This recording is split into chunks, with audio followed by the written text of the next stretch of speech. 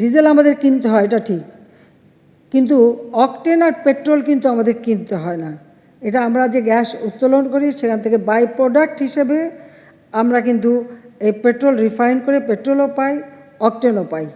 বরং আমাদের অকটেন যতটুকু চাহিদা তার থেকে অনেক বেশি পেট্রোল এবং অকটেন কিন্তু আমাদের আছে, বরং আমরা অনেক সময় বাইরে বিক্রিও করি।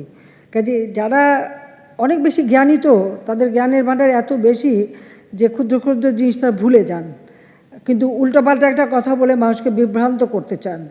পাশাপাশি যেমন আমাদের রিজার্ভ নিয়ে কথা বলে, বিএনপির আমলে 2006 সালে, মানে 2001 থেকে 6 সালে বিএনপি যখন ক্ষমতায়, তো রিজার্ভ কত ছিল? 3 বিলিয়নের কিছু পরে, 3.8 এরকমই ছিল।